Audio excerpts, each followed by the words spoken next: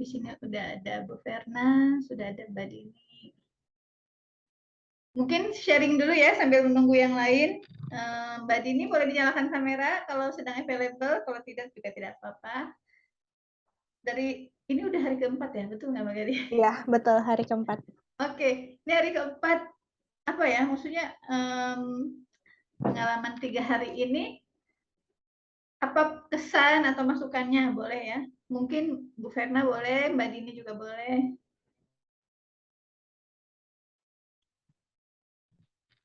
Salam kenal Bu Eka.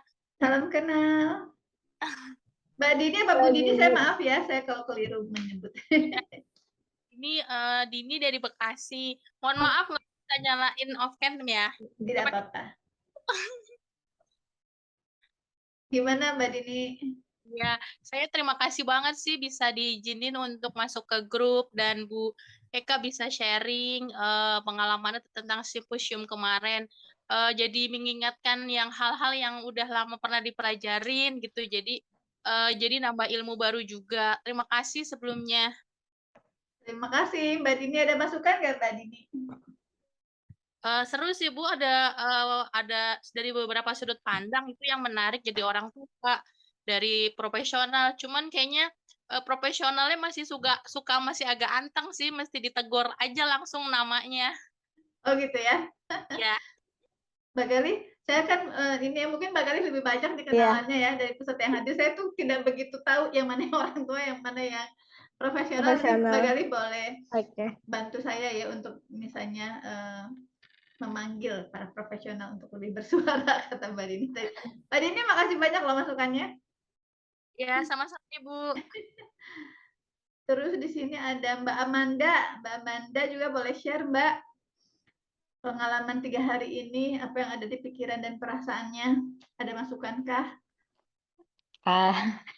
Selamat malam Bu Eka. Malam. 2 hari kemarin jujur saya skip. Ya, tidak apa-apa. Baru join hari ini. Oh yang iya. pertama join sih, tapi cuma sebentar karena kalau malam saya sambil megang anak juga jadi kurang kondusif gitu. Oke, tidak apa-apa. Terima kasih. Baik, Bu. Oke, ini ada mamanya Gendis juga. Oke, di sini ada siapa lagi nih? Ya, boleh nih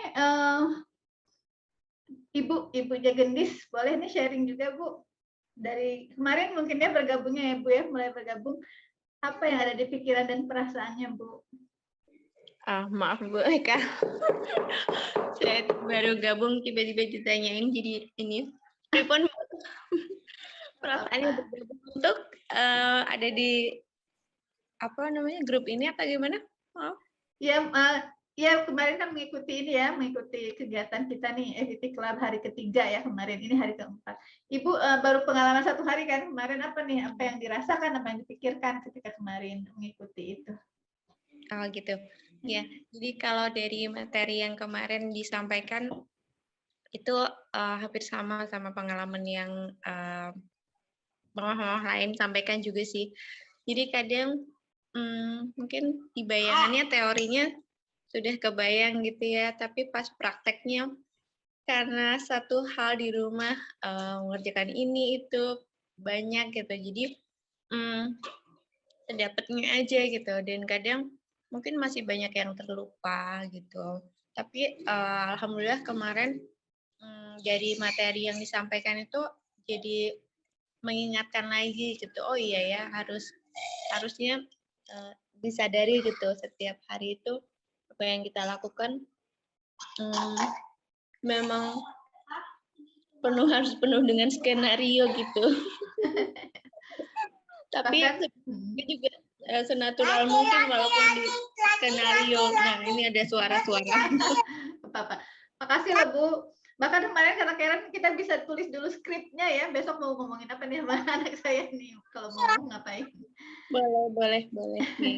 Makasih Bu. Saya undang 1 orang lagi ya sebelum kita share topiknya. Ada Ibu atau Bapak Ibtizam nih Mbak Gali. Boleh Ibu atau Bapak sharing pengalaman nih. Ini hari keempat ya, kita sudah 3 hari ada FPT Club. Apa nih yang dirasakan, apa yang dipikirkan? Selamat malam, Bu. Malam, Ibu. Saya Ibu. Ya, oh iya maaf. Masih belajar sih, saya masih nyimak-nyimak aja, baru mulai belajar gitu. Ya, tapi ya apa? Keinget-inget gitu. Oh iya ya, kalau ngomong ke anak jangan cuma bahasa yang udah dia tahu aja, kita harus kembangkan gitu. Jadi setiap anak itu jadi kepikiran yang hasil belajar kemarin gitu. Alhamdulillah. Terima kasih banyak Bu Eka. Alhamdulillah. Ibu kalau misalnya ini apa? Masukannya ada nggak, Bu? Sering-sering aja kali. Oh. Amin ya. Ya, Bu. Oke, sekarang saya undang nih siapa dulu ya, terserah yang ingin share ya. Apa yang paling berkesan ketika menonton recording topik keempat ini nih? Share.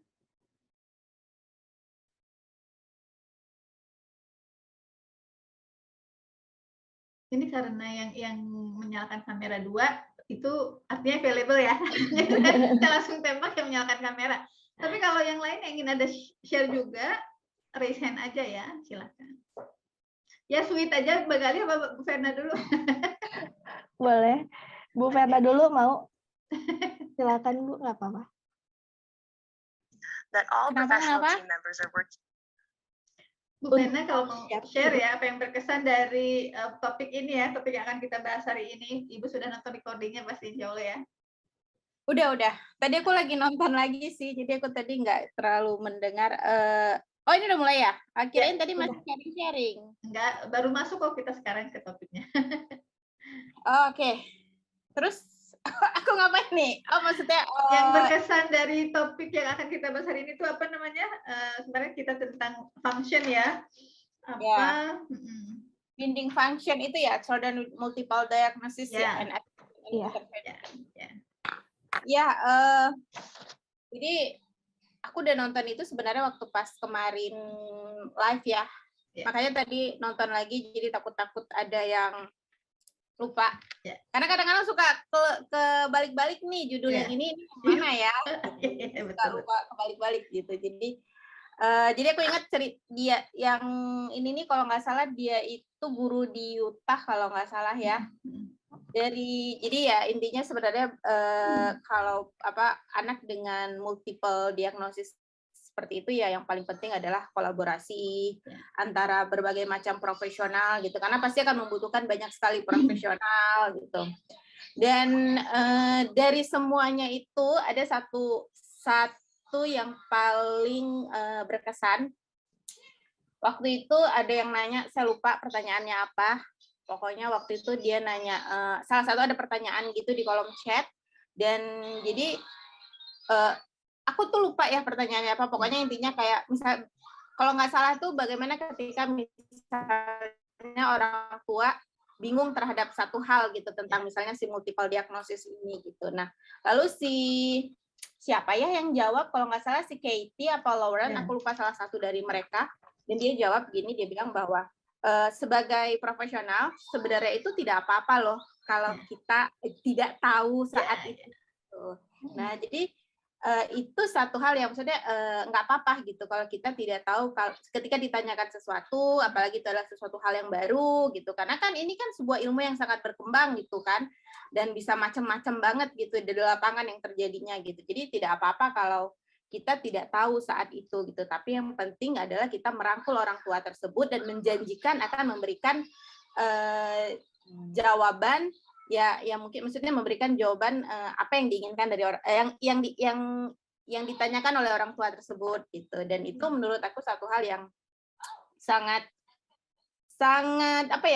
sangat berkesan kalau menurut aku ya gitu, karena sering sekali, karena menurut pengalaman pribadi lah, aku nggak ngomongin orang lain, aku ngomongin diri sendiri, bahwa banyak sekali kadang-kadang kalau di tengah kebingungan ini, kadang-kadang kalau kita datang ke profesional, misalnya profesional mana gitu, lalu kadang profesionalnya itu suka memberikan satu apa yang kadang jadi yang kadang padahal itu belum tentu benar gitu loh. Jadi kayak misalnya Ya apalagi kan kayak misalnya kayak anak dengan gangguan pendengaran yang bisa berbicara itu kan memang masih hal yang baru ya di Indonesia gitu ya. Kita pergi ke satu tempat di mana misalnya profesional tersebut mungkin belum terpapar banyak dengan keadaan seperti itu gitu. Lalu kemudian oh mungkin anak ibu gini gitu. Jadi kadang terlalu cepat memberikan apa dan itu membingungkan untuk orang tua gitu. Jadi itu sih yang paling menarik ketika di recording di itu yang menurut aku paling menarik sama aku itu sih. Yang selebihnya ya tentang bagaimana kolaborasi antara profesional dengan profesional gitu. Mereka kan berbicara perspektifnya profesional ya gitu. Jadi si Lauren dan Katie itu kan berbicara bagaimana profesional bagaimana pokoknya perspektifnya itu adalah perspektif profesional sih gitu. Jadi itu yang menurut aku paling menarik. Makasih Bu Fena. Iya, itu juga ini ya Bu, salah satu yang insightful juga yang saya catat juga nih. Saya sampai catat persis frasenya kata mereka, be comfortable with not knowing gitu kan sebagai profesional. Nyaman-nyaman aja kalau kita emang nggak tahu daripada jawaban kita misleading gitu ya, malah salah gitu, malah kita jadi kesasar. Itu oke bahwa oh iya, saya belum tahu, nanti kita cari tahu bersama atau nanti saya coba tanya siapa gitu ya, semacam itu. Tapi kita tetap berusaha untuk mencari jawabannya gitu, walaupun saat itu kita tidak tahu. It's okay gitu, kita juga tidak tahu semuanya ya, tidak ada yang orang yang tahu semuanya. Betul Bu. Karena memang kadang-kadang Bu ya kalau misalnya kayak kadang ini sering loh terjadi, apalagi misalnya kayak kan semua profesional itu kan kayak guru juga disebutnya profesional ya gitu kan, dan tidak semua terpapar dengan kondisi anak dengan gangguan pendengaran gitu.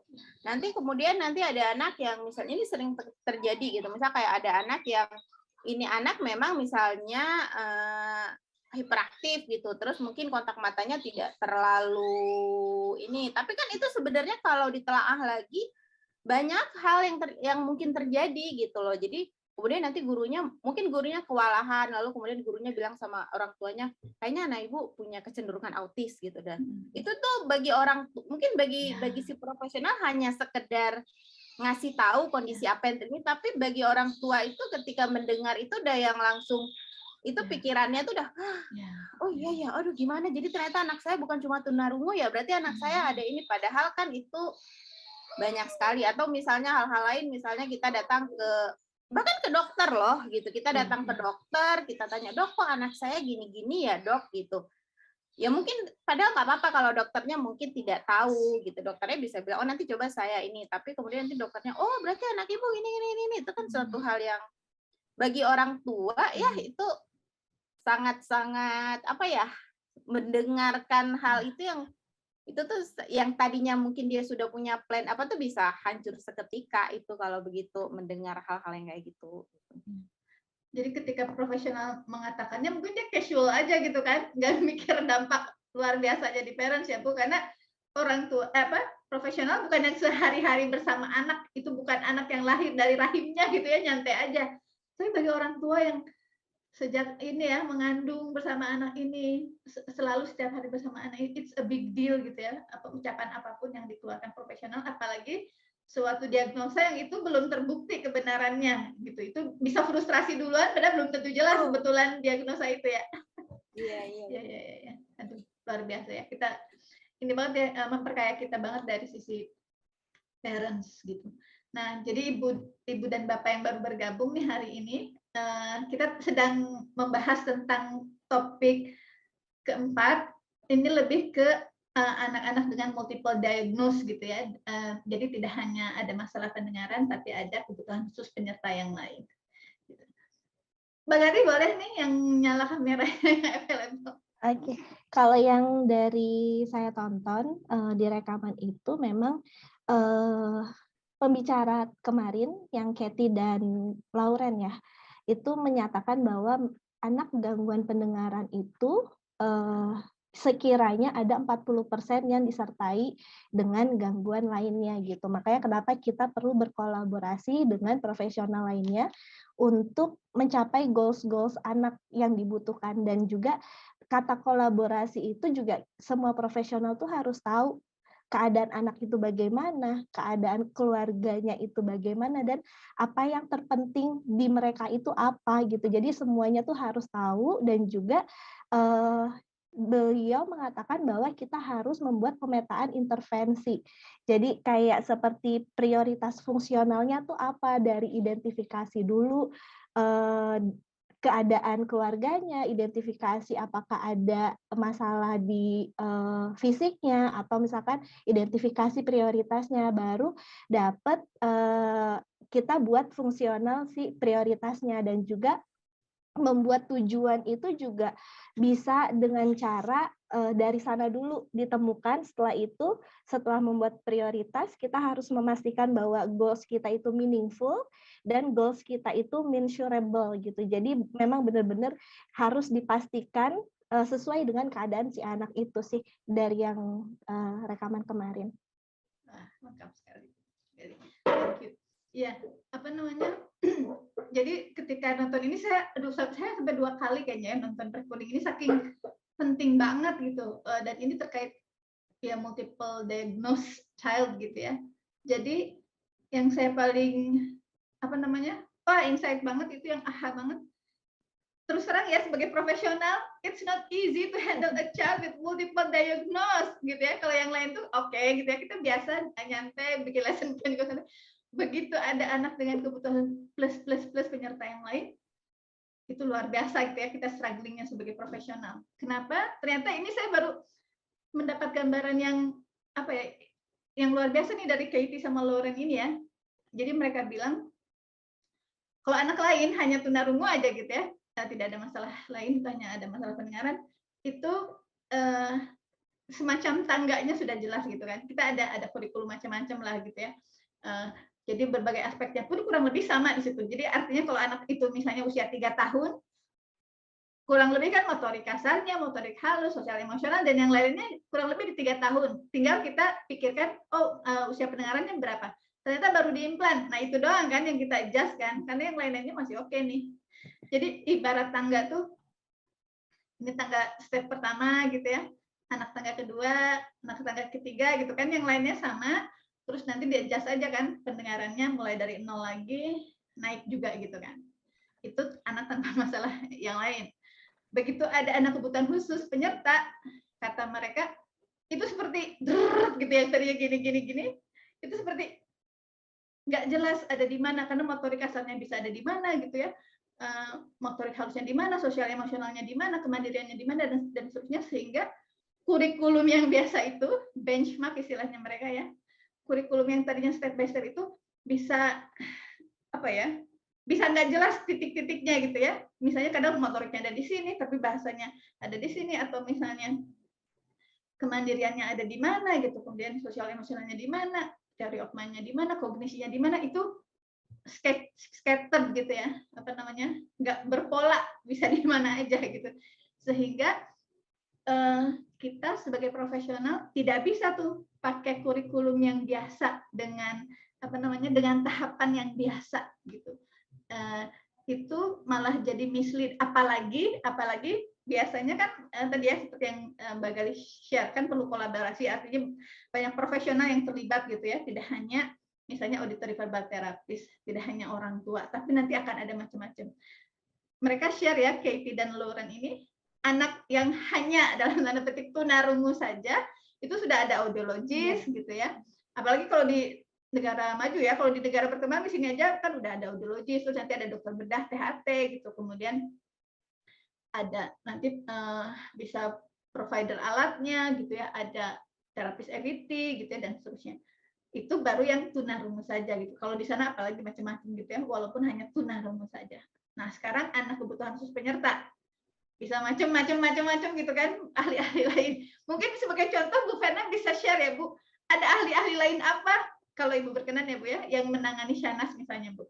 Biar ada gambaran ya orang tua maupun profesional ya, betapa banyak gitu tim yang terlibat.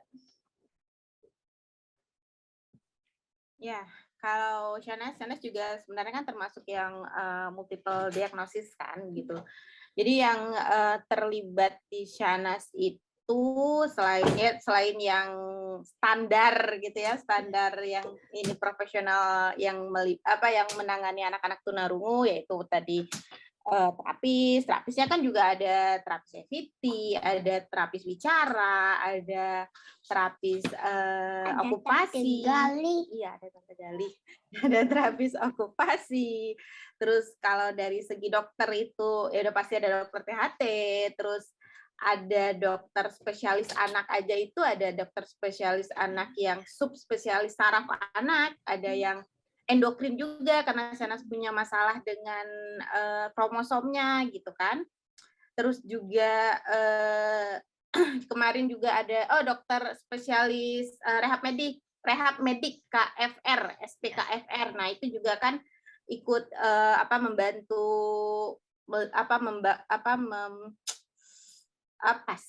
membantu aku lagi memetakan gitu ya, memetakan kemampuan anak ya, gitu, memetakan program untuk Shahnaz kayak gitu. Nah, terus juga dokter ortopedi juga karena kan Shahnaz itu kakinya itu intoing ya, jadi dia butuh kakinya itu butuh ada koreksi lah gitu. Nah, itu butuh dokter ortopedi juga gitu.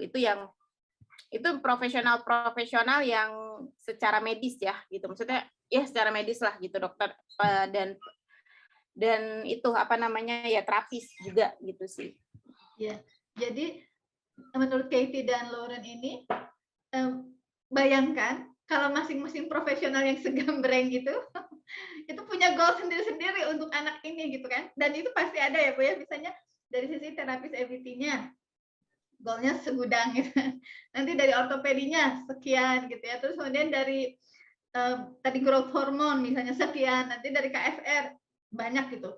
Nanti ada istilah yang mereka share yang insightful banget. Itu nanti bisa goals fatigue katanya ya, fatigue gitu. Jadi kelelahan melihat goals itu overwhelm gitu orang tua gitu. Sehingga pendekatan yang ditawarkan oleh Katie and Lauren ini adalah daripada pusing banyak goals terus tidak terintegrasi, mereka propose menawarkan yang lebih fungsional gitu ya, yang itu bisa terintegrasi tapi lebih fungsional. Dan salah satu caranya adalah tetap ini ya, jadi si masing-masing area ini gitu boleh gitu ya, semacam membuat goalsnya masing-masing. Jadi kita tahu misalnya contohnya anak ini misalnya ada masalah di visual gitu ya, atau misalnya macam-macam lah gitu ya. Tadi ada kakinya misalnya ada yang dia karena CP misalnya tidak bisa berjalan dengan lancar dan seterusnya gitu. Nah, itu harus semacam disatukan. Nanti ada alatnya ya yang nanti bisa di-share. Sepertinya kayaknya udah ya yang kemarin kita ada satu foto dari mereka itu. Nah, sehingga masing-masing itu sudah ada gitu maksudnya, tapi kemudian kita kembalikan kepada parents yang karena mereka yang paling tahu fungsinya biasanya, dan mereka yang paling tahu dari segala sisinya gitu kan, karena ya yang sehari-hari bersama anak adalah parents, dan juga yang menemui masing-masing ahli itu juga parents gitu kan, sehingga mereka yang paling tahu biasa kalau misalnya ya dari sisi kaki tadi misalnya Shahnaz adalah ini gitu ya targetnya, terus dari sisi terapi bicara ini gitu dan seterusnya. Nah, tapi jadi ketika kemarin si Katie katanya cerita pengalamannya ya, dia kan katanya kita kan harus family oriented gitu kan, goalsnya dari family gitu kan. Terus dia nanyanya gini, jadi goals ibu apa gitu kan, dia nanya ke pasiennya gitu ya, ke keluarga yang dia tangani. Terus ibunya malah bingung, bukannya kamu sebagai terapis itu kerjaannya itu gitu kan, membuat goals untuk kami gitu, memberitahu kami, justru kami mengandalkan begitu kan untuk ngasih tahu gitu goalsnya apa. Nah, jadi akhirnya dengan jawaban yang seperti itu dia akhirnya ubah gitu ya pertanyaannya sehingga mempermudah parents. Misalnya di sini saya tadi catat sebentar ya, daripada apa goals Anda gitu ya untuk anak Anda, nanti bisa bingung gitu orang tua. Tapi bisa misalnya diubah dengan contohnya kalimatnya, apa yang penting bagimu dan keluarga gitu ya. Nah, misalnya apa yang penting bagi ibu dan keluarga untuk anak ini, misalnya saya misalnya kalau dia di playground ya, walaupun misalnya contoh nih, walaupun banyak orang tapi dia suka masih soliter nih gitu ya mainnya, walaupun di situ ada beberapa anak, ya anak-anak lain misalnya kerjasama ya, membangun Lego bersama atau apa gitu ya, tapi kok anak saya masih sendiri gitu. Nah, saya ingin ketika di situasi itu anak ini mulai gitu ya berinteraksi dengan yang lain gitu, setidaknya ya tidak betul-betul sendirian aja. Nah, itu contoh yang kemudian bisa di apa namanya, itu bisa dilihat dari berbagai aspek perkembangan tadi yang oleh ahli masing-masing ya. Nah, oh misalnya ini contoh nih, dari sisi terapis EVP-nya, oh berarti dia harus misalnya kalau mau ikut bergabung, apa nih katanya, hai misalnya menyapa gitu. Oh misalnya, hai boleh nggak aku ikutan gitu ya. Itu kan bisa dicontohkan, bisa di role play-kan. Atau misalnya kalau dari sisi misalnya kalau misalnya tadi ya ada anak sipi jalannya kurang ini, misalnya kurang bisa mendekati teman. Nah, itu kan oh berarti untuk bisa begitu dia harus apa nih dari sisi fisiknya gitu kan. Dia misalnya harus pakai entah itu ya alat bantu atau apa yang bisa membuat dia mendekati temannya gitu kan. Terus kemudian apalagi misalnya oh misalnya dia pakai kacamata gitu. Tapi kacamatanya kalau bermain gitu yang apa namanya aktif bisa lepas nih gitu. Oh, kacamatanya bisa pakai tali. Ini contoh awam ya agar kita terbayang. Tapi Katie dan Lauren yang menurut saya aha momen bagi saya adalah dengan begitu lebih fungsional menurut mereka ya. Karena lebih terpakai di keseharian daripada misalnya tiba-tiba ya misalnya goals-nya tuh yang rumit misalnya dari terapis EVP contohnya. Oh, anak ini misalnya harus memiliki misalnya apa namanya kalimat majemuk misalnya ya yang mengandung kata sifat gitu dan seterusnya 80% waktu. Nah, itu kan yang biasa ya kita pada umumnya nih mentor-mentor kita mengajarinya begitu kan. Nah, tapi setelah simposium ini ternyata yang pendekatan terbaru justru yang lebih fungsional daripada tadi ya benchmark atau kurikulum itu bisa scattered dan kalau satu-satu kita comot jadi banyak banget gitu untuk parents.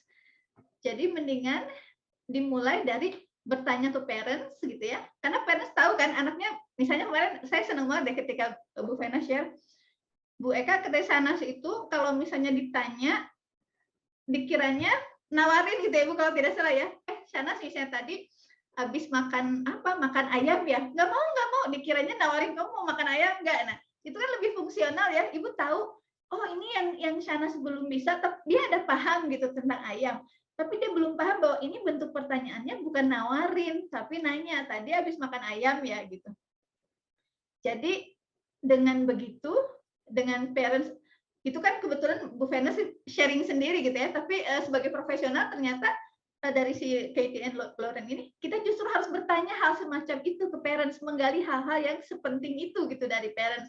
Yang itu biasanya parents yang paling menguasai apa yang anaknya apa ya, yang penting, yang fungsional buat anaknya sehari-hari gitu. Jadi saya sih jadinya ingin mempraktikkan sendiri dan ingin mengajak kita semua, terutama profesional, untuk terutama yang ketika menangani anak berkebutuhan khusus penyerta ya, yang multiple diagnosis itu, untuk nanya gitu ke parents gitu ya, apa nih misal dan tadi ya ada ininya ya, ada mungkin nanti saya bisa share ya foto-fotonya, ada pertanyaan-pertanyaan untuk guiding, untuk membantu kita menemukan yang functional priorities istilahnya, prioritas fungsional.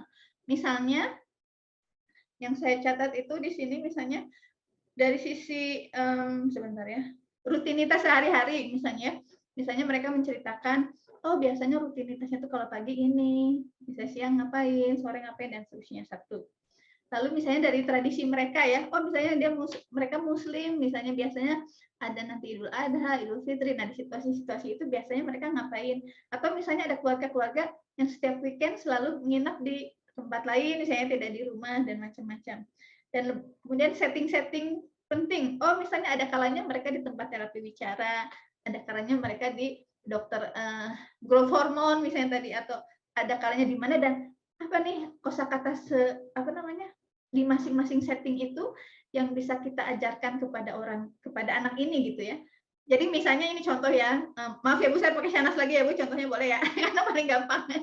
Misalnya kalau ke menemui dokter Aman Pulungan misalnya ya, dari growth hormone itu, misalnya Shanas kan selama ini contoh aja, saya nggak ingat sih sebetulnya ya apa goals Shanas, tapi misalnya yang biasanya tuh Shanas hanya menjawab ketika ditanya dokter misalnya kan kalau di setting tersebut, tapi nanti bisa misalnya orang tua, wah aku inginnya nanti anak saya tidak hanya menjawab tapi dia mulai bertanya atau mulai menyapa orang lain duluan contohnya ya, jadi tidak hanya pasif menjawab gitu, tapi dia memulai percakapan misalnya, itu contoh Bu.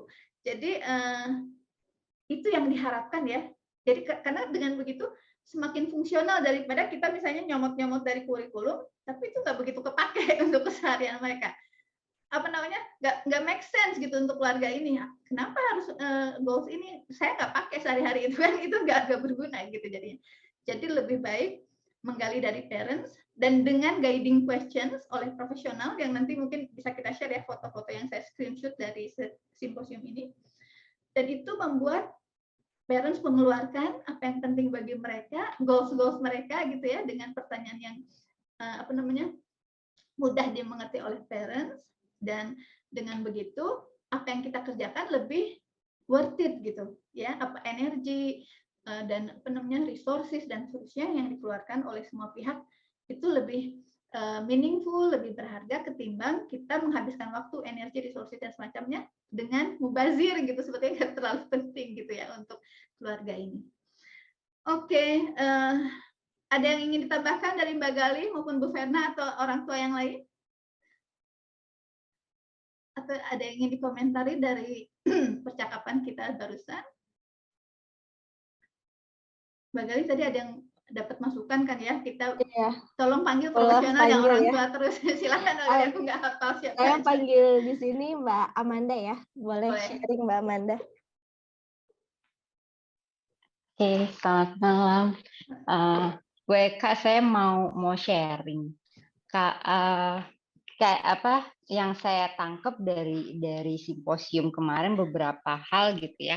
Kayaknya ilmu FET ini kayak lebih berubah, lebih banyak kayak ke konseling orang tua kayak gitu dibandingkan kita praktek langsung ke anak gitu ya.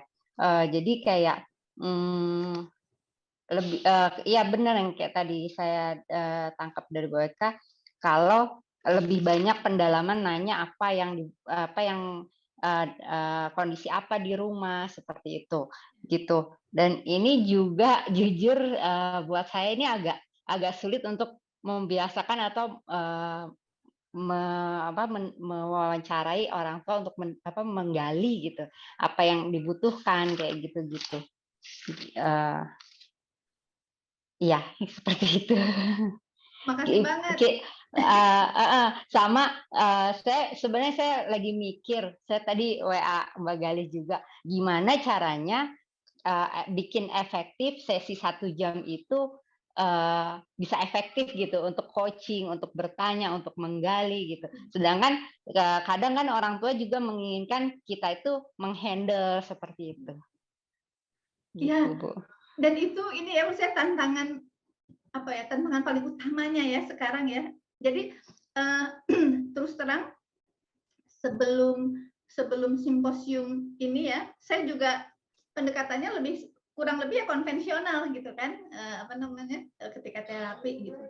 Tapi ketika kemudian ikut simposium ini dan hampir semua topik ya, tidak hanya kan mulai dari Dathan Rush gitu ya. Yeah. Kemudian yang ini juga Katie Lauren, terus kemudian siapa lagi kemarin ya, Karen gitu ya, semua itu semuanya satu tema kurang lebih, bahwa ini paradigma lama tuh nggak bisa diteruskan gitu kan, pendekatan konvensional tuh doesn't work gitu ya, mungkin working tapi mungkin small percentage gitu kan, hanya presentasi kecil gitu yang working. Jadi memang ini perubahan paradigma yang luar biasa gitu ya, tidak hanya dari orang tua, dari profesional juga. Jadi menantang ya, misalnya gini, terus terang saya juga kan misalnya sekarang lagi menangani beberapa klien, saya juga pilih-pilih dulu nih, ini contoh ya, ini contoh, misalnya Ibu Gendis boleh ya saya berikan contoh tapi nggak akan sedetail itu.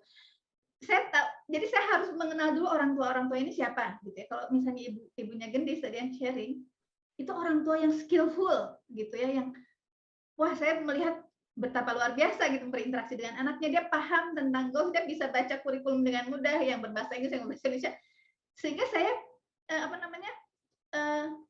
saya lebih tinggi ininya apa namanya, jadi menurut saya ini setelah saya ikut simposium, jadi saya berstrategi dulu, nggak langsung semua klien saya ubah 180 derajat betul-betul dengan pendekatan ini. Tapi misalnya kayak Ibu Gendis yang sudah siap, saya pakai pendekatan itu kemarin Ibu, kalau Ibu ingat ketika terapi. Nah, tapi misalnya klien saya yang lain, itu misalnya anaknya tuh pakai pengasuh gitu ya, babysitter, orang tua bekerja, saya nggak mungkin langsung 180 derajat ke apa namanya, ke pengasuh ini, babysitter ini. Jadi apa nih yang paling penting nih untuk si A misalnya di rumah? Mungkin nanti malah kebingungan, sehingga saya mungkin semacam scaffolding ya untuk menuju ke situ gitu ya. Pada suatu saat apa dulu nih gitu ya. Misalnya ini contoh nih, kemudian oh yang penting misalnya dia paham dulu bahwa setiap saat itu harus ngobrol terus dengan anak gitu, dan saya harus jelaskan why-nya. Misalnya si babysitter ini harus ngobrol terus gitu kan, 3.000 kata per jam. Saya mulai dari situ dulu gitu. Saya latihan bisa satu sesi itu untuk dia terus ngobrol, dan itu juga ternyata tidak mudah ya. Kalau dari sharing kita kemarin, orang tua itu tidak serta-merta punya kosakatanya. Aduh, ngomong apa lagi gitu kan gitu. Orang tua aja begitu, apalagi babysitter gitu. Sehingga kita harus punya scaffolding untuk menuju ke situ. Apa dulu nih ya kira-kira gitu. Nah, saya jelaskan why-nya, dan beda loh motivasinya ya seorang pengasuh dengan seorang orang tua, tentu sangat beda. Sehingga saya juga harus memikirkan hal itu. Jadi pokoknya macam-macam deh ya peran terapis auditori verbal terapi itu, sebagai terapis iya, sebagai detektif iya gitu kan, sebagai psikolog iya, macam-macam. Sehingga saya harus gali juga si pengasuh ini apa sih yang paling penting buat dia gitu kan. Jadi saya juga ngobrol tidak hanya tentang anak ini dan orang tuanya, tapi saya tanya tentang sehari-harinya dia gitu, apa yang paling penting buat dirinya.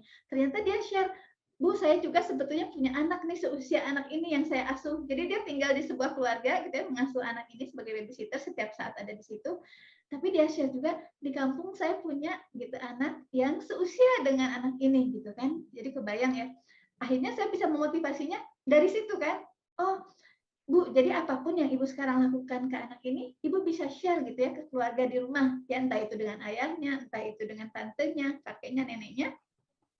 Segala ilmu ini Ibu pahami, praktikkan dengan anak ini, tapi sambil di-share, diajarkan kembali ke keluarga di kampung. Nah, dengan begitu kan dia jadi, oh iya ya, ternyata penting nih apa yang Bu Eka ajarkan ini gitu kan, karena untuk anak saya sendiri. Nah, itu jadi kita juga harus pintar-pintar untuk nyari celah agar ini working gitu ya, apa yang kita ajarkan ini. Jangan-jangan misalnya kalau nggak begitu ya menurut saya, kita ngajarin gitu, iya aja gitu di depan kita gitu ya. Misalnya disuruh orang tua iya aja, tapi pas misalnya mereka betul-betul di rumah bersama anak yang diasuhnya, apakah betul gitu akan mengaplikasikannya kalau dia merasa ini hal yang tidak penting untuk dirinya.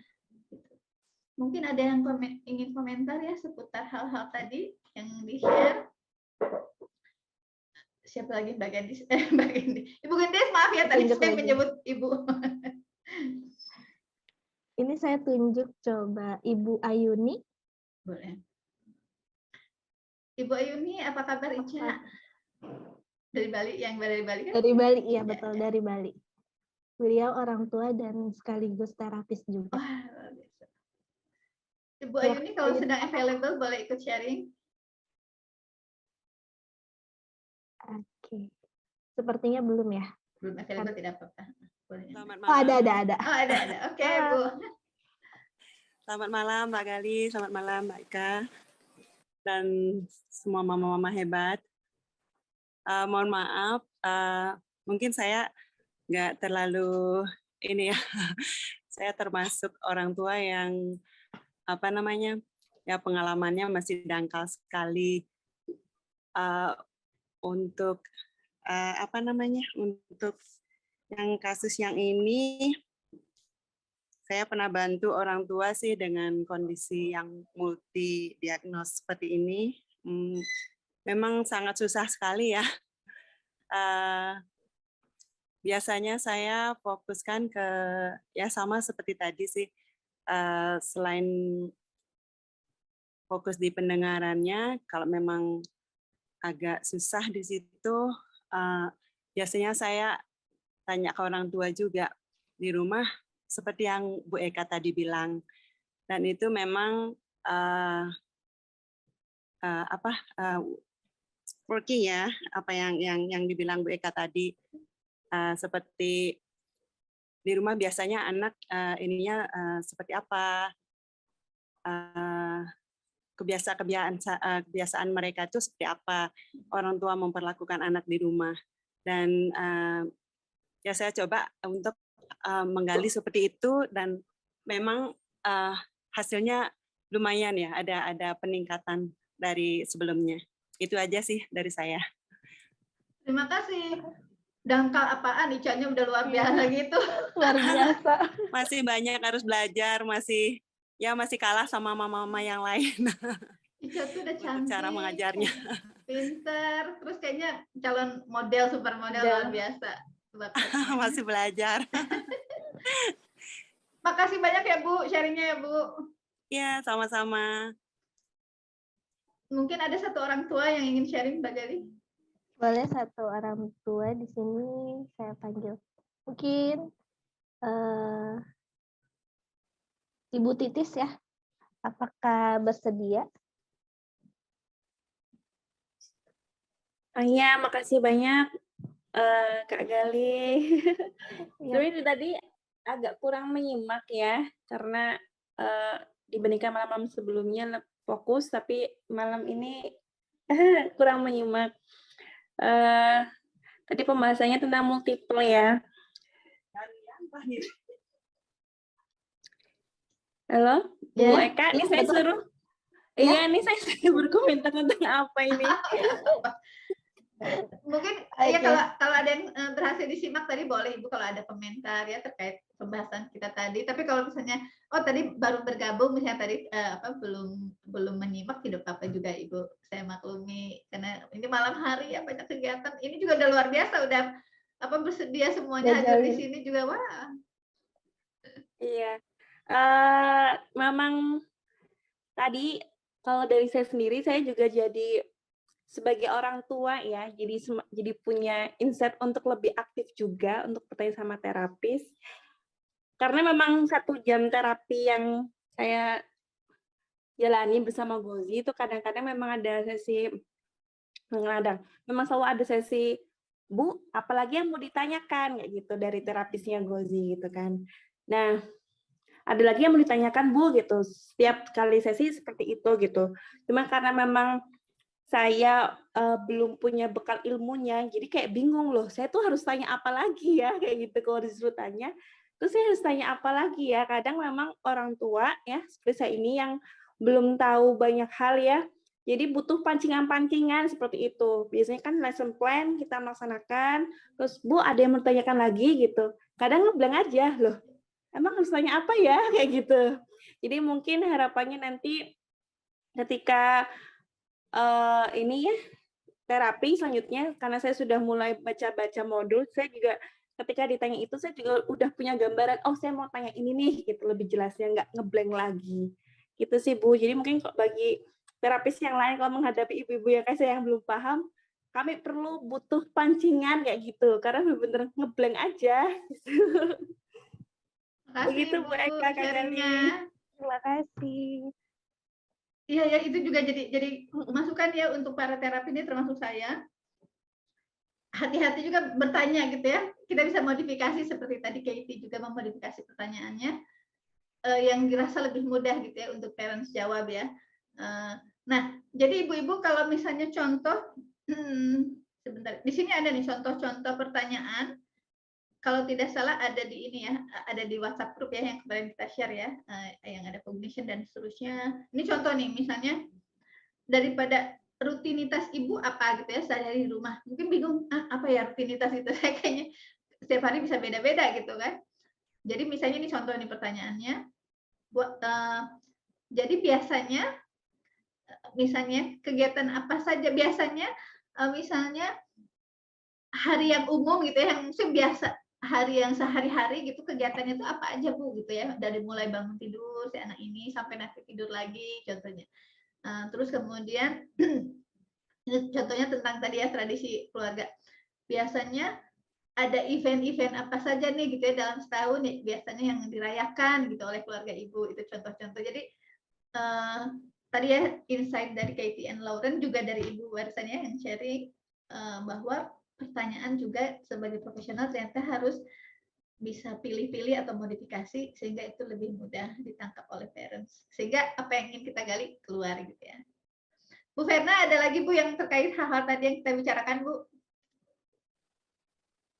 Ya, kalau dari aku, jadi mungkin salah satu caranya, bukan salah satu caranya ya, mungkin itu kan sebenarnya masalah berkomunikasi ya sebenarnya ya antara, dan memang apapun profesinya ya kemampuan berkomunikasi ini sangat penting gitu, karena kadang maksudnya sama-sama baik, tapi kalau cara berkomunikasinya tidak tepat itu bisa sampainya kurang tepat gitu, kayak gitu-gitu.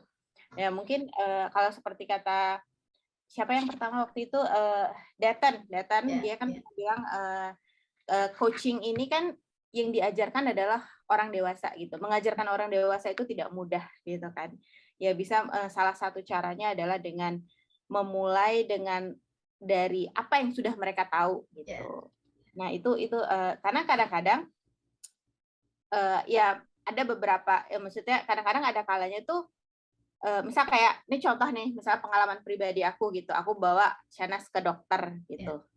Jadi kadang kan dokter profesional ya, lagi-lagi dokter kadang tidak melihat bahwa orang tua itu sejajar gitu. Jadi kadang saya merasa kayak ini percuma aku jelasin, kayaknya nggak ngerti deh gitu. Mungkin apalagi muka saya muka blow on gitu ya, mungkin dia jadi kayak ngejelasin aja udah males gitu kan. Jadi karena kayak gitu-gitu gitu, atau misalnya hal-hal seperti itu. Padahal itu tadi, padahal sebenarnya kita bisa mulai dari bertanya apa yang udah Ibu tahu tentang hal ini, kayak gitu-gitu kan. Jadi kayak sepele ya, waktu itu Shanas pernah ke bukan Shanas, kayaknya kakaknya Shanas itu pernah. Jadi masalah alergi kayak gitu, ini nggak ada hubungannya dengan gangguan pendengaran ya, masalah alergi.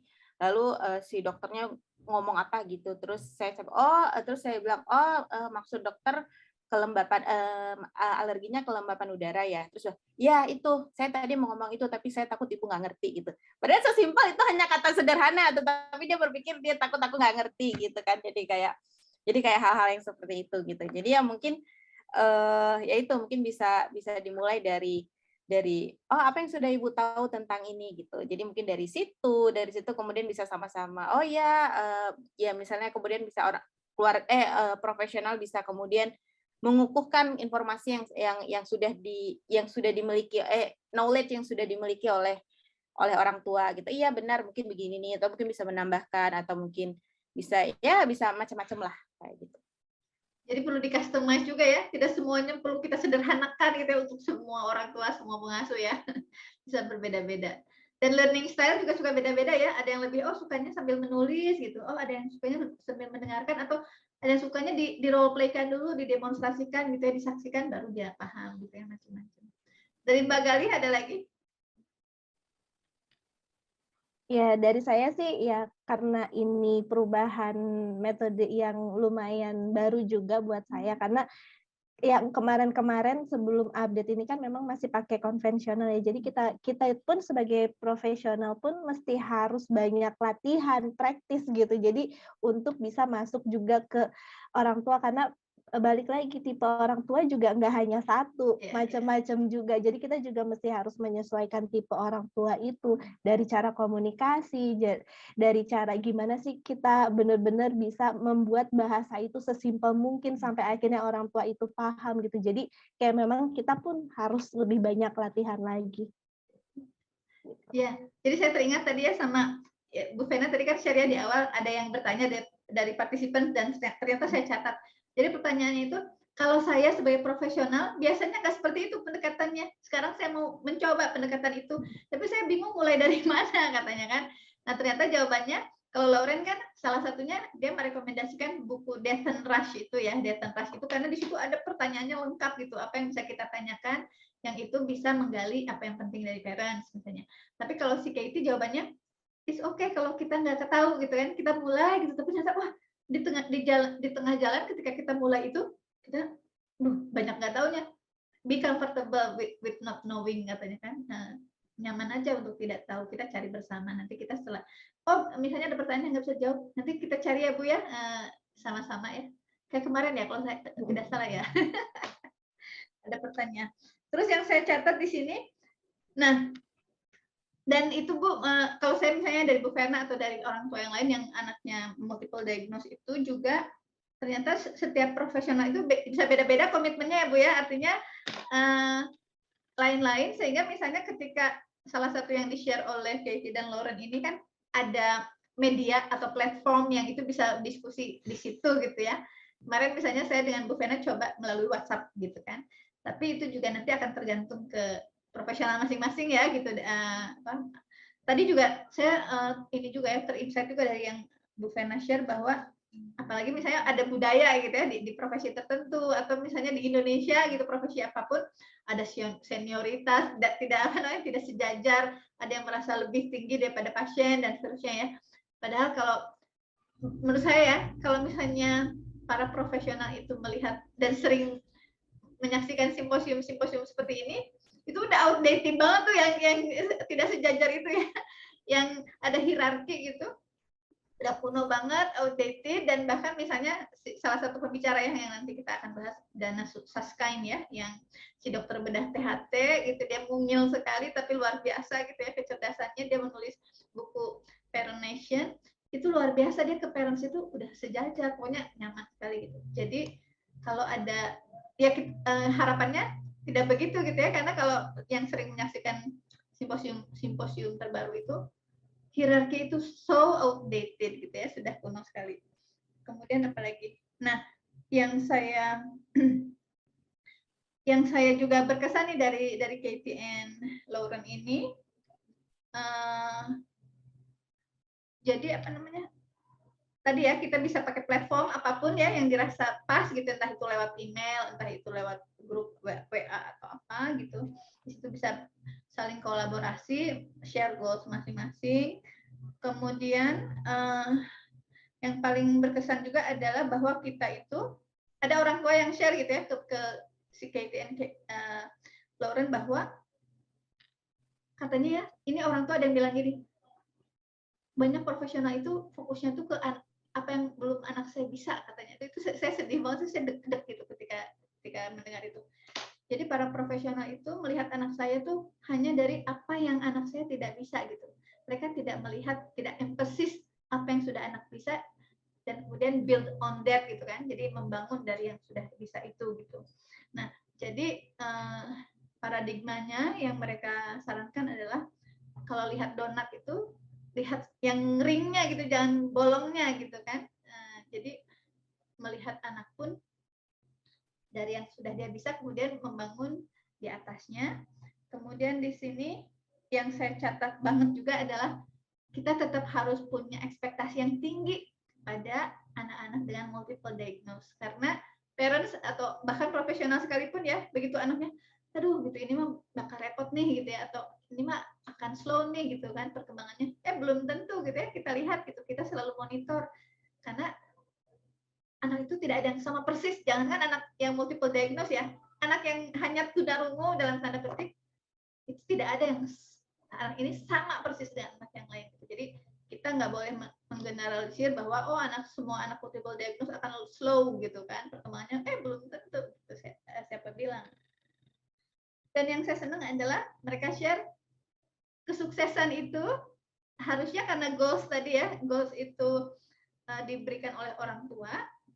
Kesuksesan juga harusnya disaksikan orang tua. Jadi nanti suatu saat orang tua bisa lapor, misalnya suatu saat, misalnya Bu Verna tadi, misalnya kalau saya pakai contoh yang tadi, sekarang kalau ke dokter Aman gitu ya, misalnya ke sana ternyata Shanas udah mulai nyapa duluan, udah mulai ngajak ngobrol dokter Aman, misalnya tidak lagi pasif. Nah itu goals kesuksesan yang harusnya kita dengar dari orang tua semacam itu gitu ya, karena goalsnya sudah jelas, kita semuanya kolaborasi sesama profesional, dan pada akhirnya harusnya kita mendengar sukses story semacam itu dari orang tua terkait goals yang mereka ciptakan dari awal.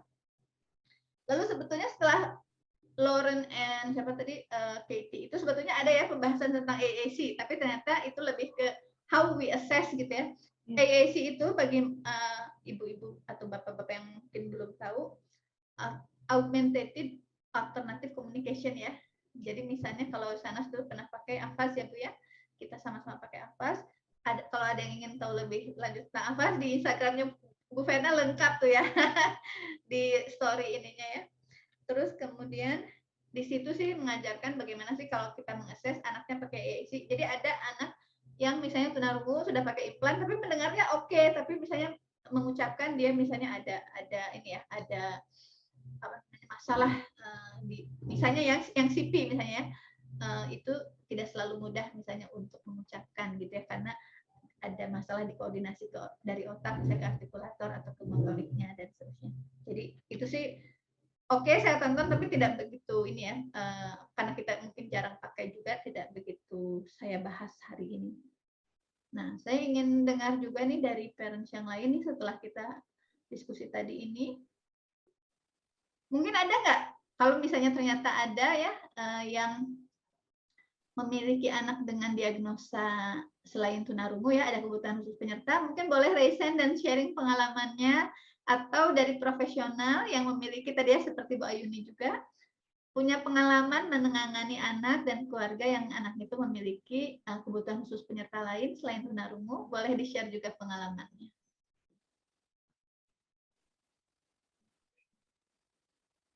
Ada siapa nih di sini? Kalau belum, kalau tidak menunjuk diri sendiri, nanti saya tunjuk. Ibu Restu, boleh Bu Restu?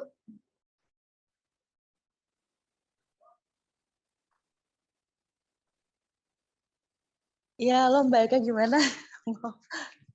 Tadi Nadia habis muntah. Gimana Mbak Eka? Aduh, ini udah aman belum sekarang? Nadia? Udah tidur. Ya boleh Ibu share apa namanya kalau Ibu punya pengalaman ya menangani anak yang selain tunarungu juga ada kebutuhan khusus penyerta lain, lalu kemudian juga bisa share apapun ya yang tadi apa dari obrolan kita tadi. Iya, sebenarnya saya tadi nggak masuknya lo agak-agak telat ya mereka ya. Okay. Ada sih yang gangguan pendengaran dengan penyerta baru, dia pasien baru ya Mbak Eka. Sekitar 6 sesi dengan saya. Dia ada kataraknya juga, terus ada autistiknya juga sih kata ibunya. Terus juga sempat ada jantung bocor tapi dia menutup sendiri gitu si jantungnya, jadi nggak sampai dioperasi gitu Mbak Eka. Ya lumayan memang cukup menantang ya Mbak Eka ya. Memang kalau pakai dengan gangguan penyerta ini, karena kalau dia sebenarnya sebelum dengan saya itu udah AVT bertahun-tahun mungkin ya, dengan sebelum-sebelumnya dengan hearing center lain gitu ya Mbak Eka. Cuman pas ketemu saya itu ternyata kemampuan bahasanya ya baru sampai imitasi suprasegmental gitu Mbak Eka. Itu sih. Terus juga untuk kemampuan bunyi linknya gitu ya Mbak Eka, itu baru tahap deteksi, itu pun kelihatan responnya tuh sedikit banget. Kita kalau ngelengok sedikit aja kita tuh nggak tahu ini tuh ngedenger nggak sih, karena agak susah gitu membacanya. Kan kalau kita yang tanpa gangguan penyerta lain, misalnya kalau dia nengok ngelirik, ini mah agak susah. Mungkin dia agak sedikit senyum atau mungkin mengernyitkan dahi gitu. Jadi emang harus dibaca banget perilakunya itu untuk deteksinya itu mereka. Terus juga itu sih sayangnya emang si anak ini dengan pengasuh gitu mereka. Udah mah gangguan penyerta, anaknya dengan pengasuh karena memang orang tuanya juga single parent gitu mereka. Ya ibu tunggal gitu. Jadi mungkin berat juga sih di dianya juga ya. Ya jadi tapi memang ibunya juga bilang bahwa ekspektasi dia nggak terlalu tinggi untuk supaya masuk sekolah umum katanya gitu. Ekspektasinya dia supaya minimal keluarga inti tuh ngerti katanya gitu. Itu sih gitu mereka. Makasih ya Bu. Jadi ya apa namanya tadi ya, saya ini juga tersentuh ya tadi bahwa orang tua itu yang misalnya tidak bersama anak sehari-harinya tidak selalu karena keinginan mereka ya, tidak bersama anak itu. Siapa sih orang tua yang tidak ingin bersama anaknya setiap saat gitu? Insya Allah semua orang tua ingin ya bersama anaknya setiap saat, tapi situasi kondisi tidak selalu memungkinkan. Seperti tadi yang saya single parent, harus bisa menafkahi keluarganya, tidak mungkin kalau tidak bekerja gitu ya, sehingga dia menitipkan ke pengasuh. Itu sesuatu yang pastinya juga berat untuk mereka ya. Jadi kita tidak bisa langsung judge gitu ya tadi bahwa oh kok dia nggak sayang misalnya sama anaknya, jadi macam-macam ya ternyata ya Bu ya kondisi ini ya Bu Restu ya. Ya gitu Mbak Eka. Ya. Oke, terus yang jadi teringat saya tadi ya bahwa tentang assessment memang akan berbeda juga, harus di-customize juga ya untuk anak-anak dengan kebutuhan khusus penyerta, seperti yang di-share oleh Blair ya ketika AAC itu. Respon anak juga tidak bisa seperti anak lain misalnya, jadi harus dimodifikasi ya Bu ya asesmennya ya. Di sini apakah ini mungkin ada Bapak nih ya, Bapak Faris, boleh nggak sih sharing? Karena kita dari ibu-ibu terus nih dari tadi, kalau ini betul ya namanya, biasanya sih Faris laki-laki ya, siapa tahu Bapak berkenan sharing dengan kita Pak, dari sudut pandang seorang ayah. Oh ada yang ini ya, ada yang raise hand. Ini, oh Ibu Vena silakan. Ya. Apa nih aku dulu? Boleh dong. Nah, nanti setelah ini Bapak Faris kalau berkenan sharing boleh ya Pak. Ya, nggak aku jadi ingat soal multiple diagnosis ini tuh ya. Ada satu fenomena yang terjadi di orang tua kita itu adalah self diagnosis. Dan itu sering sekali terjadi gitu apa, ya. Apa namanya? Mendiagnosis. Oh, iya. Ya. Dan itu sering sekali terjadi. Jadi kayak nggak tahu ya. Ini jadi kayak kadang banyak orang tua yang kayaknya anakku punya multiple diagnosis. Kayaknya kayak tadi, makanya tadi aku jadi teringat waktu pas Mbak Restu bilang pasiennya anaknya autis. Tapi kata orang tuanya gitu kan. Jadi gitu. Jadi tuh, dan itu sering sekali sih terjadi gitu. Memang maksudku, jadi memang banyak, kadang-kadang ada beberapa orang tua yang ya memang sebenarnya di Indonesia ini masih sulit ya untuk menegakkan diagnosis, itu tuh sulit. Kayaknya pernah di assessment sih Mbak. Kenapa? Memang pernah di assessment sama tumbuh kembang si anak ini. Oh iya. Yeah. Ya nggak, maksudku contoh-contoh yang lain lah gitu maksudnya. Dan itu sering, maksudnya ya memang di Indonesia ini kan memang sulit ya, kita belum punya standardized assessment gitu ya, program development yang benar-benar mampu menegakkan diagnosis itu tuh belum ada gitu. Bahkan sebenarnya kan harusnya anak-anak dengan gangguan pendengaran, apalagi yang punya multiple diagnosis ini, harusnya 3 tahun itu udah tegak gitu kan. Shanas boro-boro 3 tahun tegak waktu itu kan, karena memang ya beginilah gitu, maksudnya negara kita belum nyampe sampai segitu gitu. Nah, padahal aku tuh termasuk yang bawa kemana-mana gitu, sementara ya memang ada beberapa, apalagi beberapa yang mungkin nggak punya fasilitas bisa bawa kemana-mana, dan itu tuh memang tantangan gitu. Jadi kadang-kadang beberapa ada yang kemudian mendiagnosis sendiri gitu. Bahkan yang paling sering itu adalah ngelihat anak orang, kayaknya anak aku kayak gitu juga deh gitu. Itu jadi loh, itu sering sekali terjadi gitu. Makanya setiap kali saya share sesuatu, saya selalu bilang, tanyakan dulu sama profesional, apapun yang terjadi pada Shanas, tolong jangan merujuk pada kondisi Shanas gitu, karena nggak sama gitu, nggak akan pernah sama gitu, dan beda. Meskipun indikasi medisnya bisa jadi mirip. Mungkin indikasi medisnya mirip nih dengan kondisi, anakku juga gitu loh Mbak Fer, anakku juga sama kayak Shanas, tapi belum tentu diagnosisnya sama gitu. Harus di asesmen menyeluruh, harus ada profesional yang benar-benar melihat dan kemudian mengobservasi, baru bisa ditegakkan diagnosis tersebut kayak gitu-gitu. Jadi itu satu hal yang kalau menurut kacamata aku sebagai orang tua ya, kenapa kadang-kadang orang tua ini tanpa sengaja lebih senang dianggap anaknya punya multiple diagnosis gitu, lebih senang dalam tanda kutip, karena setidaknya ada yang disalahkan gitu. I see. Padahal mungkin sebenarnya bukan multiple diagnosis, mungkin bisa jadi memang kekurangan stimulasi gitu. Dan itu kan mirip ya, gitu. Ketika seorang anak kekurangan stimulasi, lalu dia misalnya ataupun misalnya memang akses mendengarnya belum sempurna misalnya gitu kan, itu kan memang anak tidak terstimulasi dengan tepat, akhirnya ya anak konsentrasinya tidak penuh, lalu rentang fokusnya juga pendek gitu kan, itu kan mirip gitu kan, gitu. Belum tentu dia sensory processing disorder misalnya gitu diagnosisnya gitu, belum tentu hal seperti itu, memang kurang stimulasi aja gitu, atau apalagi belum tentu dia autis gitu, memang kurang stimulasi aja. Begitu stimulasi yang kurang itu terpenuhi dengan baik, ya nggak ada masalah gitu. Cuman kan lebih mudah menunjuk ke sana daripada nunjuk diri sendiri nih. Kalau bilang kurang stimulasi berarti siapa dong yang salah? Ya kita, orang tuanya, siapa lagi gitu kan gitu.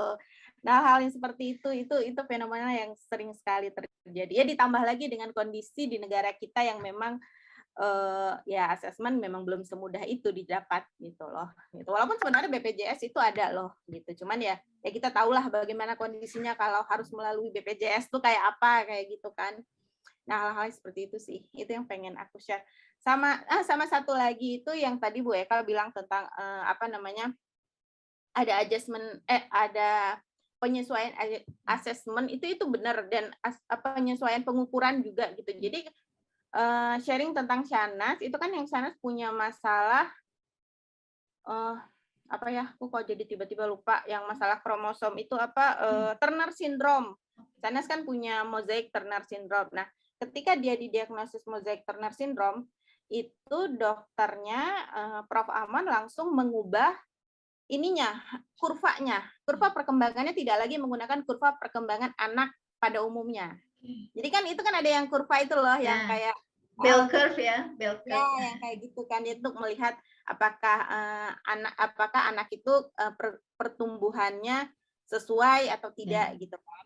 Nah, jadi sejak Shanas sudah ketahuan diagnosis itu Turner syndrome itu, lalu kemudian Prof. Aman langsung mengubah gitu. Karena kalau pakai kurva perkembangan anak pada umumnya, dia akan terus persentilnya akan terus di bawah gitu. Dia akan terus jelek terus, dan itu nggak adil. Kalau kata Prof. Aman itu nggak adil untuk dia, Bu. Kita akan langsung bilang ini anak nggak berkembang terus, ini anak nggak berkembang gitu. Padahal sebenarnya berkembang, cuman ya dengan ininya gitu, akhirnya diubah menjadi ada kurva tersendiri khusus untuk anak-anak Turner syndrome. Begitu pakai kurva itu, Shanas itu tidak lagi merah perkembangannya, dia sudah mulai masuk orange ke hijau gitu.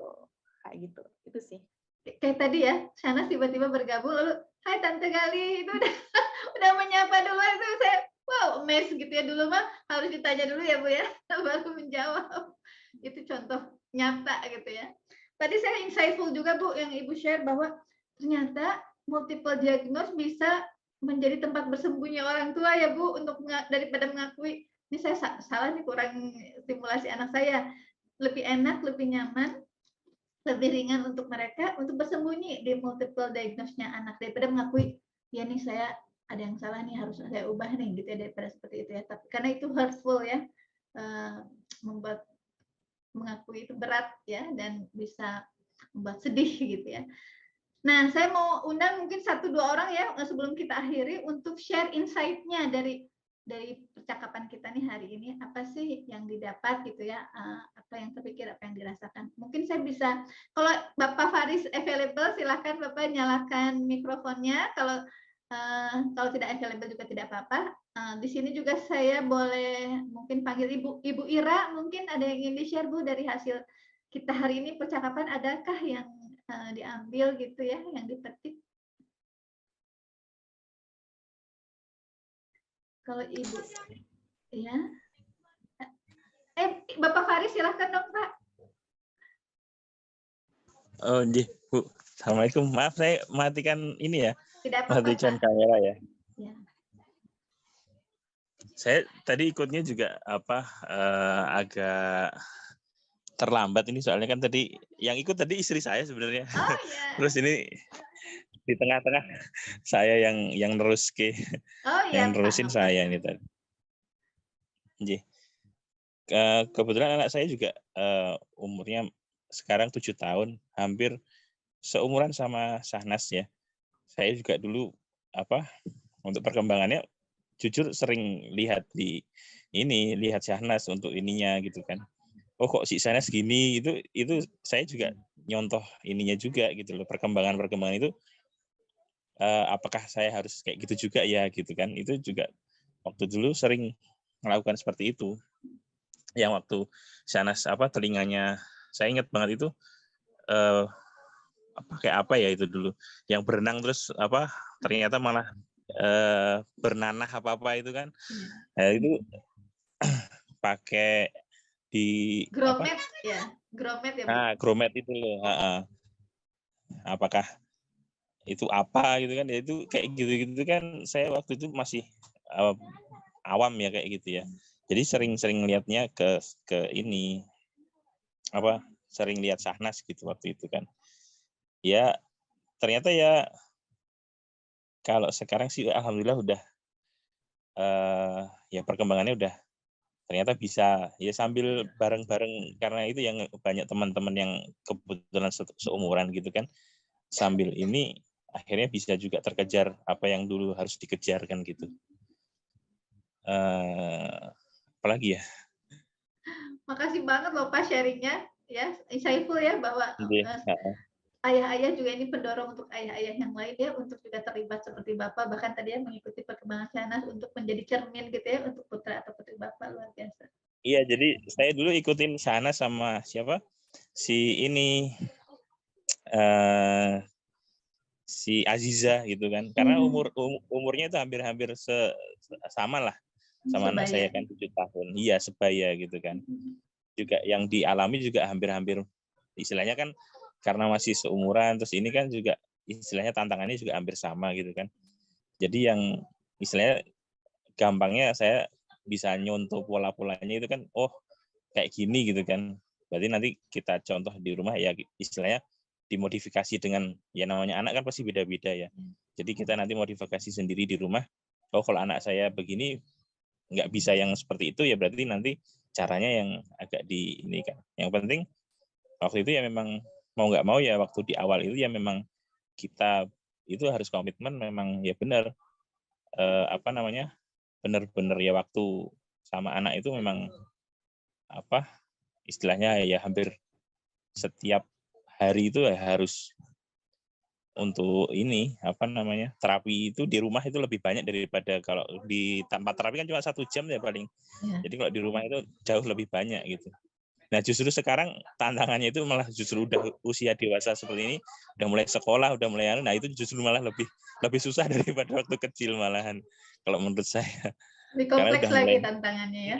Udah mulai ngeyel, udah mulai ada temennya, udah mulai dia terpengaruh dengan teman-temannya gitu loh. Malah justru lebih kompleks sekarang daripada waktu kecil nih menurut saya.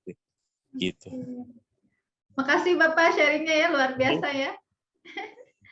Tadi saya teringat dari ucapan Bu Vena untuk orang tua yang misalnya ya melihat misalnya tadi kan untuk sukses story nih ya kalau Bapak Faris tadi ya. Tapi misalnya orang tua lain, jangan-jangan anak saya seperti itu juga, padahal belum tentu ya. Bu Vena tadi ya itu harus ada dulu diagnosa dari ahlinya gitu ya. Jadi kan suka ada istilah medical student syndrome. Artinya kalau mahasiswa kedokteran begitu baca buku-buku kedokteran, kayaknya semua gejala ada di dirinya gitu. Saya sakit semua ini gitu. Padahal belum tentu begitu, sehingga harus ditegakkan diagnosanya oleh ini ya, memang oleh ahli. Kalau ada kecurigaan boleh refer ke ahli yang terkait, tapi nanti diagnosanya tunggu dari mereka, jangan diagnosa sendiri. Mungkin satu orang terakhir, Ibu, siapa ada yang mau share? Kalau tidak mungkin saya ini ya undang Ibu Anita atau Mbak Anita, boleh yang dipetik hari ini kira-kira apa nih dari percakapan kita, kalau available Mbak Anita. Halo, Assalamualaikum Bu Eka. Makasih. Aduh, saya mau share apa nih? Tadi maaf agak telat bergabung ya. Kalau dari saya sih, kalau menyimak yang di sharing dari tadi, mulai dari Mbak Restu terkait pasiennya yang autis, terus disambung oleh mamanya Sanas ya tadi ya. Yang saya rasa itu kalau sebagai praktisi itu adalah kesulitan untuk ketika kita menemukan pasien ini sepertinya butuh hal lain ya, selain dari masalah alat yang sesuai, terus dari sisi proses IVT-nya dia ada hal lain.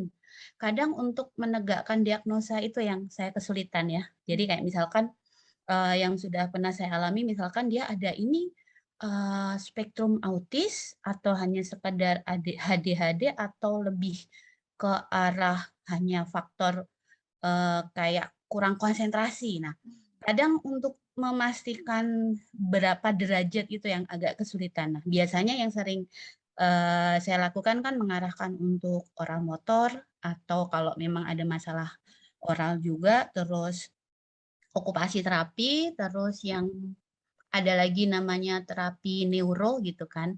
Tapi ternyata ada beberapa situasi pasien itu berhasil, tapi ada situasi juga ternyata belum. Padahal dari sisi pendengarannya sudah sangat bagus, dia juga udah bisa produksi kata, artinya oral motornya juga oke. Dari segi konsep pemahaman juga ada yang menunjukkan bahwa otaknya juga bekerja gitu ya. Tapi ternyata ada sisi-sisi fokusnya itu yang masih kayak dia di dunianya sendiri. Itu yang sampai sekarang sih yang kalau saya rasakan. Jadi kadang sampai ketika saya diskusikan dengan dokter pun, dokter juga, iya ya, ini ke siapa ya? Apalagi kalau ini sudah masuk ke usia sekolah ya, usia SD, itu kan makin terlihat kalau anaknya agresif, itu makin terlihat ke arah bagaimana dia kurang bisa bersosialisasi, dan ketika dia melihat teman-temannya melihat dia berbeda gitu ya, walaupun dia bisa berkomunikasi, ternyata agresivitasnya itu muncul dengan dia yang saya alami terakhir itu sampai melempar meja gitu kan, merusakkan laptop guru, dan ketika akhirnya orang tua mengkonsulkan ke psikiatri yang ya saya kurang tahu pemahaman anak-anak seperti ini, disarankan masuk ke SLB. Jadi kayak orang tua itu kadang jadi up and down gitu loh. Dan saya sebagai terapis mau nggak mau kan kayak tadi Bu Eka bilang kan, kadang kita sebagai terapis itu bisa sebagai terapis, bisa sebagai teman sharing, curhat. Itu kadang apa ya, saran apa lagi ya yang bisa saya berikan, karena keterbatasan pemahaman saya kalau di luar EVT, di luar pendengaran, dan masih ada hal-hal seperti ini, kemana? Itu sih yang masih jadi masalah yang saya rasakan, Mbak Eka. Terima kasih banyak ya Mbak Anita ya, sharingnya ya, insightful juga. Jadi ini ya, kita itu kan memang punya pengalaman yang berbeda-beda gitu ya, dan punya keahlian masing-masing gitu ya, ekspertisnya di mana. Jadi mudah-mudahan sih acara semacam ini gitu ya, atau WhatsApp grup EVT Club gitu ya, kalau ada yang ingin masuk lagi silahkan. Mudah-mudahan itu bisa menjadi sarana kita bercakap-cakap gitu tentang hal-hal semacam ini gitu ya, karena mungkin ada yang misalnya ya, ada yang mengalami pengalaman seperti Mbak Anita tadi, lalu kemudian sukses. Nah, itu bisa di-share nih ke kita semua ya. Kayak kemarin misalnya Dokter Putri ya, share tentang Shirin ya, anaknya ya, Sherin, yang misalnya tentang mini mic gitu. Nah, itu menurut saya memperkaya nih pembahasan-pembahasan sekarang seperti saat ini gitu ya. Jadi misalnya boleh di WhatsApp group atau boleh di kegiatan semacam ini, kita share misalnya pengalaman gitu ya, lalu kemudian nanti yang lain juga share, sehingga kita bisa, harapannya bisa saling belajar. Ya, terutama dari sisi orang tua dan profesional ya, ternyata kita bisa melihat sudut pandang yang berbeda, yang itu menurut saya memperkaya. Waduh, ini mohon maaf ya hari ini sampai telatnya atau mundurnya sampai 21 menit, mohon maaf sekali. Mohon maaf juga kalau ada yang kurang berkenan dari yang kami sampaikan ya, yang kita sampaikan. Lalu, tapi mudah-mudahan nggak apa-apa ya, walaupun telat ternyata ini 22 menit, tapi karena besok kita libur dulu, jadi mudah-mudahan itu oke ya. Jadi besok Sabtu kita libur, hari Minggu kita libur, insya Allah kita kembali lagi hari Senin malam, insya Allah ya, kalau tidak ada halangan, dengan topik yang baru lagi yang nanti kita share di WhatsApp group. Sampai bertemu insya Allah di hari Senin malam. Terima kasih Bu Titi, terima kasih juga semuanya. Terima kasih Bu Verna, Mbak Gali, dan semua orang tua dan profesional yang sudah hadir. Terima kasih. Selamat malam. Assalamualaikum warahmatullahi wabarakatuh. Waalaikumsalam warahmatullahi wabarakatuh.